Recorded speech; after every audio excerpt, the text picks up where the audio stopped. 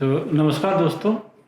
आज remedy clinic के इस वीडियो कार्यक्रम में हम लोग आप लोगों से त्वचा संबंधी कुछ जानकारियां आप लोगों को शेयर करने जा रहे हैं। तो हमारे पास इस विषय में आप लोगों से बात करने के लिए हमारे डर्मेटोलॉजिस्ट डॉक्टर दीपेंद्र तिमसिन हमारे पास है। डॉक्टर साहब, हम लोग शुरू करते हैं विटिलिगो अर्थात जिसको हम लोग सफ़ेदी बोलते हैं, जिसको दुबी भी बोलते हैं। तो इस विषय में हम लोग आपसे कुछ जानकारी प्राप्त करना चाहते हैं। Thank you. नमस्कार सभी को। मैं डॉक्टर दीपेंद्र तिमसिन, मैं एक स्किन स्पेशलिस्ट हूँ और यहाँ रेमेडी क्लिनिक में प्रैक्टिस करता हूँ। जैसे सर ने कहा, सफ़ेद दाग, विटिलिगो, सेती, सफ़ेदी, ये वेरियस नाम से जाना जाता है विटिलिगो को। अच्छा, तो वास्तव में ये है क्या? व्हाट इज़ वाइट स्पॉट्स और व्हाट इज़ विटिलिगो? ओके, ये वाइट स्पॉट जब हम बोलते हैं, इसको मैक्सिमम लोग इसका टर्म यूज़ करते हैं ल्यूकोडर्मा बोल के।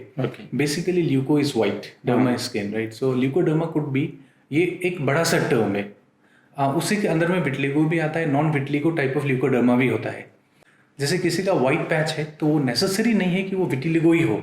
विटिलिगो एक सफ़ेद दाग है जिससे सबको एक डर भय की तरह होता है, जिसको भी ये चीज़ रहता है। डर इसलिए कि ये कोई हानि करेगा बोल के नहीं, कि दुनिया क्या बोलेगा इसके बारे में, और हमको ये दाग क्यों है, कैसे है, क्या, इसके बारे में जानकारी लेने के लिए।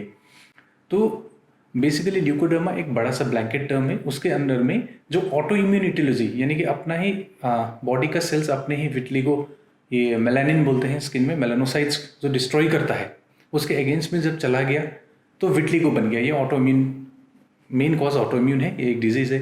बाकी सफ़ेदी, जैसे इन्फेक्शन से भी सफ़ेद दाग हो सकता है, कभी फ्रिक्शन से भी हो सकता है, कभी बर्न से भी हो सकता है। सो ये अन्य कारणों से इसको ल्यूकोडर्मा कहा जाता है। तो ये मेन जो कंसर्न रहता है लोगों में कि ये विटिलिगो जो भी है, जो सफ़ेदी है, ये एक दूसरे में फैलता है कि नहीं, या अगर फैलता है तो वो किस जरिए से फैलता है, अगर नहीं फैलता है तो मतलब कौन सा सफ़ेदी है जिसको हम लोग कह सकते हैं कि चलो ये फैलेगा? ओके, विटिलिगो यूजली नहीं फैलने वाला चीज़ है एक दूसरे में। विटिलिगो एक पर्सन को आता है, उसमें रहता है, उससे छूने से, उसके साथ रहने से, उसका जूठा खाने से, उसको खिलाने से, एक ही साथ में रहने से, ये सब चीज़ों से फैलने वाला चीज़ नहीं है। सपोज एक बच्चा स्कूल जा रहा है, उसके साथ एक विटिलिगो वाला बच्चा, सफ़ेद दाग वाला बच्चा साथ में जा रहा है, तो कहीं पे कोई लोग भ्रमित हो जाते हैं, डर लगता है किसी को कि यार इसको ना हो जाए, एक रहता है। ये इस टाइप से फैलने वाला चीज़ नहीं है और ये इन्फेक्शियस भी नहीं है। यूजली इसका एक बोलते हैं कि जो थ्योरी में है कि मोस्टली ऑटो इम्यून है, थोड़ा सा जेनेटिक लाइन भी होता है, पर इसका मतलब ये नहीं कि पेरेंट्स में किसी एक को विटिलिगो है तो ज़रूरत नहीं कि उसके बच्चे को ये हो। पर ये पाया गया है कि जो विटिलिगो के पेशेंट्स रहते हैं, मरीज रहते हैं, उन्होंने उनका बैक जाके देखें तो 30% लोगों में कुछ ना कुछ कहीं up line, up the stream family history कहीं ना कहीं दिखा जाता है। सो ये एब्सोल्युटली नॉन कॉन्टेजियस डिजीज़ है। तो जैसे जो लेप्रोसी जो डिजीज़ है, लेप्रोसी, इसके साथ भी स्किन में इस तरह का चेंजेस आता है? नहीं, लेप्रोसी के साथ इसको जुड़ा गया है, क्योंकि लेप्रोसी में जो यूजली गांव में हर जगह पे बोलते हैं, जिसको कुष्ठ रोग बोलते हैं कि वहाँ पे एक सफ़ेद दाग है ना, दाग होना, जहाँ पे महसूस नहीं होना, ये होता है। इसीलिए ये दाग के हिसाब से कहीं लेप्रोसी तो नहीं है। जब भी मरीज लोग हमारे पास आते हैं तो किसी को डर होता है कहीं ये लेप्रोसी तो नहीं।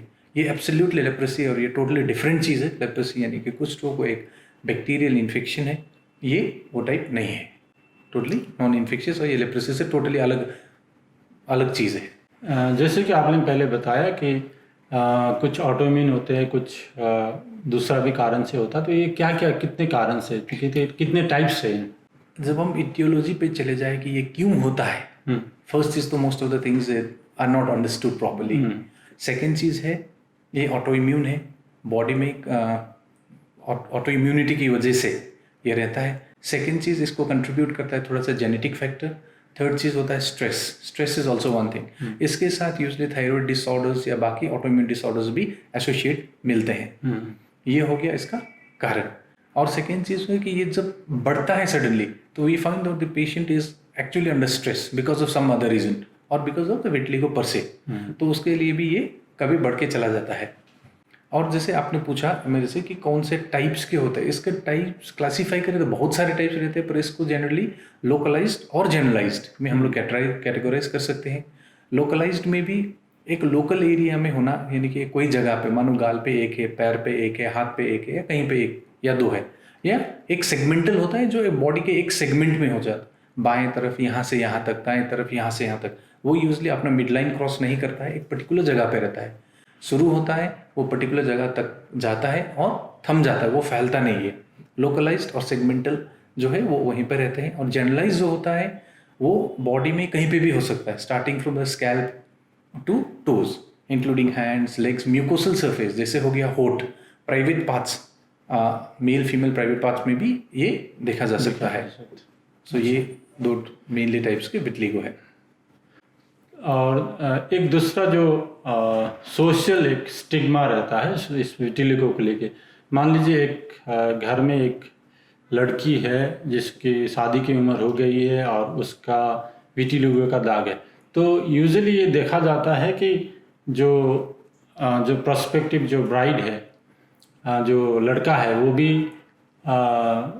मतलब जो नॉर्मल है वो शादी करना नहीं चाहते हैं, या अगर किसी कोई लड़का भी वही उसी बीमार से जो पीड़ित है उससे दोनों का शादी कराने की कोशिश करते हैं। इस विषय में आपका क्या?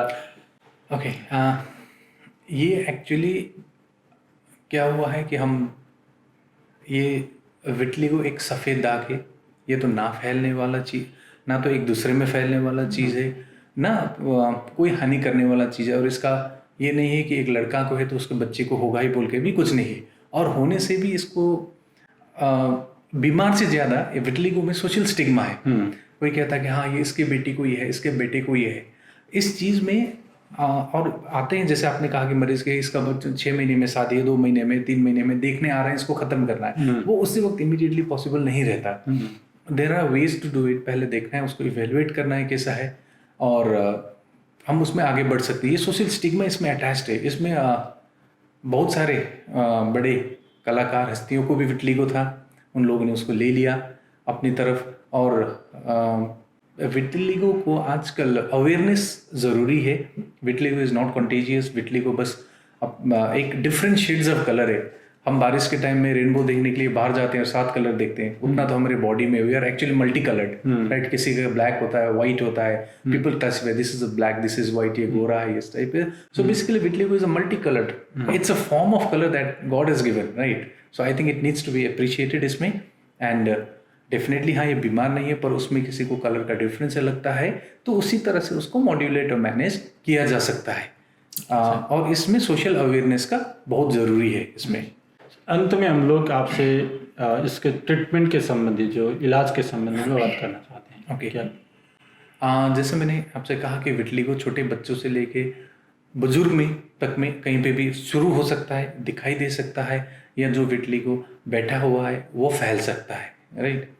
तो इसमें हमें सबसे पहले देखो, कोई ऐसा ब्लड टेस्ट नहीं है कि एक ब्लड टेस्ट किया और बता दिया कि ये विटिलिगो है कि नहीं है। जब आप डाउट में हो, ये कहीं इन्फेक्शन तो नहीं, ये नहीं है, तो हम एक छोटा सा स्किन बायोप्सी करके देख सकते हैं, या एक स्किन का ही टेस्ट, सिंपल ऑफिस प्रोसीजर होता है जिसमें हम लोग कुछ स्लैम बोलते हैं, वो करके हम लोग उसका डायग्नोसिस डेफिनेटिव कर सकते हैं। जो इसका इलाज होता है ये ब्लैंकेट इलाज से नहीं होता है, ये इंडिविजुअलाइज्ड होना चाहिए। सपोज एक कोई मरीज़ है, उसका उम्र 60 साल है, उसको 2 पैचेस आ गया और उनके डायबिटीज़, हाइपरटेंशन, अन्य चीज़ें, तो हम उसमें उतना एग्रेसिवली नहीं जाते हैं। उसमें काउंसलिंग करने के बाद इफ़ द पेशेंट एग्रीज तो हम लोग बस लगाने के क्रीम्स वगैरह से उसको मैनेज करने की कोशिश कर सकते हैं, या जो फैक्टर्स उसको बढ़ा रहा है उसको कंट्रीब्यूट कर, उसको कंट्रोल कर सकते हैं। सेकेंड चीज़ होता है, suppose young people, young mail और फीमेल वर्किंग इन ऑफिस और industry, front desk has this, और उसको ये एकदम नहीं चाहिएगा और ये से प्रॉब्लम हो रहा है, then we can go aggressive on it. इसमें क्या करते हैं, पहले जो फैल रहा है हम उसको रोकने के लिए दवाइयाँ चलाते हैं।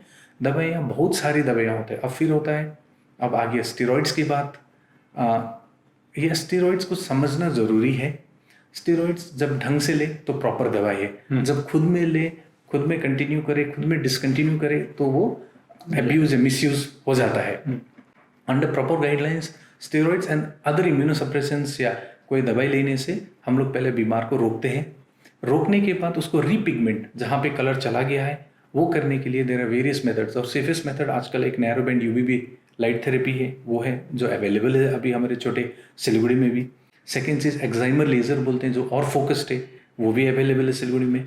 और थर्ड चीज़ होता है कि सपोज आपके फेस में, हैंड पे कहीं पे एक पैच है या 2-3 पैचेस है, जो मानो 1 साल से या 2 साल से कहीं एक्टिविटी नहीं दिखा रहा है, पर उसमें रंग भी नहीं आ रहा है जितना आप कर रहे हो, तो उन चीज़ों में हम लोग सर्जिकल प्रोसीडियर करते हैं, जहाँ पे कहीं पे स्किन ग्राफ्ट करते हैं, कहीं स्किन से उसका मेलानोसाइट्स को निकाल के वो चीज़ हम लगा के उसको री कर सकते हैं उसमें। सो विटलिगो में एक होप है, एक ऑप्शन है।